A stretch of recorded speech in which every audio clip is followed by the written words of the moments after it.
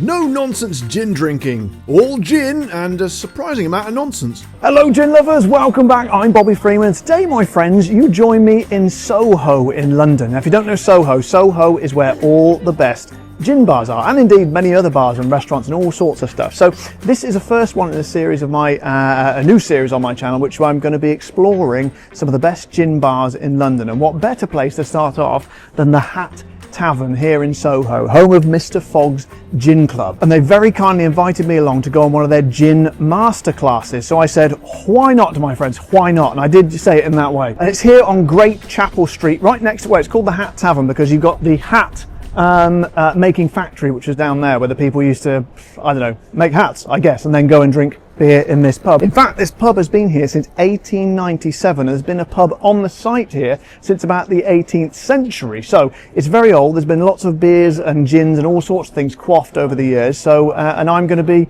the latest in a long line of gin quaffers. So I say we fanny about no longer, my friends, and bloody well get in there.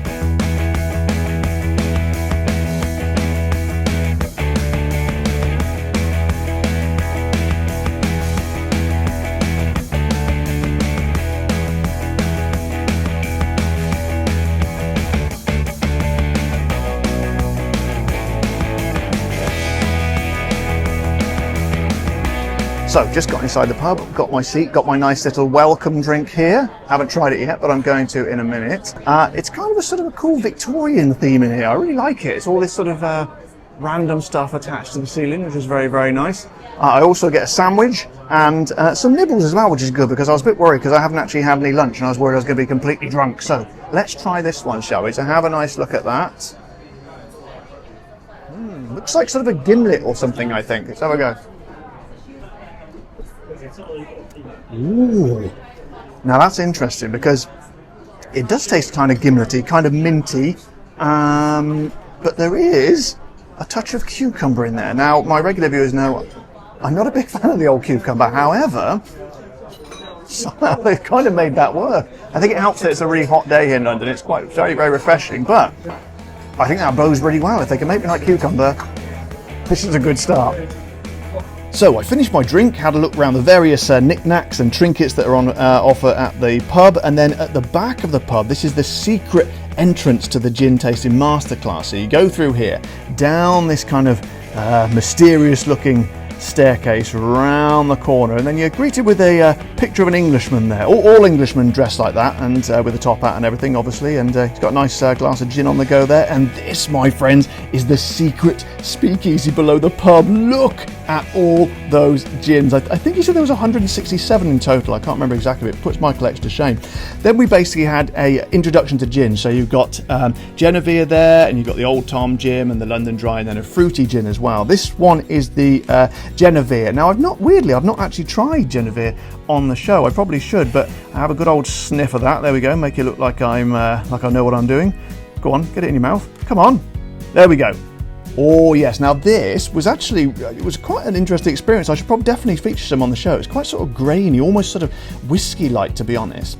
Then I got a load of the Old Tom, and this is the Heyman's Old Tom, which I've featured on the show before, which many of my viewers will know, which I really, really like. I love an Old Tom. It's kind of like my sweet sort of viscousy guilty pleasure. Look at my face. Oh, he loves that. Look at him, the little strange looking bald fella. Now then, look at this. These are rosemary nuts. Now they were delicious, as you can see by the way I'm smashing through those. Then I had a bit of a disaster. Now, I don't think anyone noticed, but I did actually spill my water all over the table, so I looked a bit stupid, but as I say, hopefully they didn't notice. Now, this is the start of the actual cocktail masterclass, and this is the wonderfully expert and knowledgeable July. He was amazing. He was our host for the day, and he was absolutely fantastic. Oh, there's me looking pleased with myself for some reason. Now, this is the first cocktail coming up now. This one's called Gross Grain and Cream. Now, I can't give you the exact measurements here because they're all top secret, but I can give you an idea of what went into them. So we've got strong black coffee first of all, then a bit of cinnamon roll syrup, then espresso liqueur, chocolate, oh, there's me again, chocolate bitters, and then some Bombay Sapphire gin. Not my favourite gin in the world, but when it's in a cocktail, we're not going to worry about it too much. And then we're not going to shake this one. This one, a bit of ice that goes in there, not too much. This is just going to get a stir, just a nice little stir around like that for about 15 to 20 seconds. Stirry, stirry, stirry. There we go. Pop that in the glass. This is a real sort of nice sort of mix of bitter and sweet in there. And then, my friends, you put the topping on there, and that is made of Philadelphia cream cheese and Frangelico hazelnut liqueur, and it was delicious. The little biscuit on top there as well. So I'm trying it first of all with a straw. That got me a bit of the coffee in the bottom, but what I really wanted is a bit of that foam. Get that in. Get the spoon right in there, my friends. Oh my God, it was lush. Right, next up is Lace of the Tropics. Now, this was lovely. It's got lemon juice, lychee puree, martini bitter, mango tepache, Aperol, and the Malfi con Aranancia. That's the blood orange Malfi, which I've featured on my show before. If you want to see my review of it, have a look in the card on the right-hand corner. Here we go. July's just giving that a bit of a shake, testing it to make sure it's not too cold. And just to release these 2 cups, you always whack it on that little smiley bit at the front. Give it a whack like that. Then we're going to put some pineapple and almond soda directly into the glass. Obviously, you don't want to shake it up with the bubbles like that. It would be a nightmare. Double strain it, and this was delicious, my friends. It was kind of like a real sort of summery, citrusy, fruity kind of punch. It was really good. As you can see, I've got a straw full there. Get that in the old mouth. Oh, Freeman likes that. Oh, Freeman loves it. Look at his face. Now here we go. This is the final cocktail. Okay, so this one's called Curled Up Delight, and it's creme de coco, lemon and pomelo sherbet, Bombay citron presse, coconut rum, pear liqueur, and then a secret ingredient at the end. So this is really one for the coconut lovers, this one. Don't think I've had a coconut gin on the show so far. Maybe I should try and find one. But basically, this gets put together with a bit of ice like that, given a nice little shake there, and then you'll see this has got a real sort of unique way of serving this one. As you can see in a second, here we go, double strained into, my friends, a bathtub. Now, I absolutely love that. In fact, I think more drinks should be served in bathtubs. So here we go. This is the secret ingredient I was talking about earlier. This, my friends, is pineapple and coconut foam, because what bath would be complete without the bubbles? And here we go. July's going to put a great big lovely old dollop on there. Look at that, my friends. Incredible. Here we go in with the straws. Oh yes, get that in there. It was so coconutty and lovely, but the coconut was kind of offset with the lemoniness as well. And there we are, my friends. 3 extraordinarily original cocktails. Now this is Matt, who's on the class with me, and he's having a go at making that orange Malfi fruit punchy one. As you can see, oh my God, I'm having a good time, clearly, as you can see. Matt's going to put some ice in there like that. And then this is his lovely wife, Danielle. She's going to be making the coffee desserty whipped creamy one. Here we go. Got all the coffee mix in there. Nice whipped cream work there, Danielle. And a lovely little biscuit on the top. Excellent work. Now then, look at the state of this strange fellow coming on here. It's like Tom Cruise, isn't it? It's if Tom Cruise was skinny and bald and had a red face. Now the trouble is here, I didn't actually have my glasses on. My regular viewers know I need my reading glasses these days. So I was doing quite a lot of hefty guesswork. I got all the right ingredients, just not necessarily in the right order or quantity. So a bit of shaky here, a bit of shaky there. That's it. Give it a whack. Get it in the old bathtub. Now, actually, I think this actually doesn't look too bad. I was quite proud of that. A bit of bubbles in there. I didn't want to go overboard on the bubbles. I just wanted that looks like a sort of a genuine amount to me. There we go. Nice little cocktail in a bath. And there we are together. How lovely.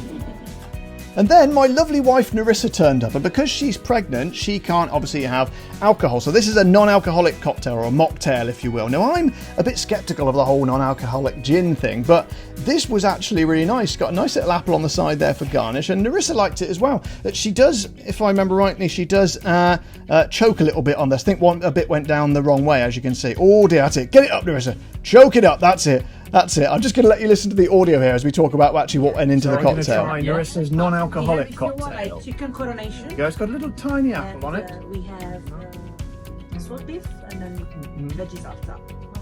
Oh my goodness, that's delicious. Really nice. It tastes like Yes, it tastes like a cocktail, yeah. It's got like a really zingy sharpness to it, hasn't it? Exactly. So what have we got in here? So we've got So this one is the King G. So King G. the non-alcoholic gin with elderflower cordial. Oh, elderflower cordial. I Oh love yeah, that. can't go wrong with a bit of elderflower. With a little bit of sugar, lime, and apple juice. Wow. Wow, there we go. And then to top it all off, my toasted chicken coronation sandwich turned up. Chicken coronation. Yep. I didn't It's a recognise meeting, that. a meeting of Indian and British cultures. It is, isn't it? Yeah, it is. As are we. Oh. There was 3 different toasties, so one was Never been compared to a chicken coronation. Well, there we go. You're a lucky, lucky woman. And then this is just one final look over their truly incredible gin collection. I mean, I think it was 167, but however many it is, it was really, really impressive. And I was pretty jealous, to be honest. The whole day was so good, and it really was a gin lover's paradise. So guys, thank you so much for watching my video today. This has been at Mr Fogg's in Soho, the Hat Tavern. It's been absolutely incredible. I mean, I thought I knew a bit about gin, but my man July, he is literally the expert. He blew me away. There's incredible selection of gins here. The cocktails were just so good and so unique as well, like nothing you've ever tried. So if you find yourself in London in the Soho area, honestly, you've got to get yourself down here. It is a unique gin experience like none others, and you will absolutely love it. And as always, guys, if you want to support the show, head over to the Patreon page or press the join button below this video and press the like button on the video. And if you haven't already, then subscribe to my channel. Until next time, guys, you all know the drill. Take care, stay safe. Thank you for all my patrons and members, and of course, keep drinking the gin.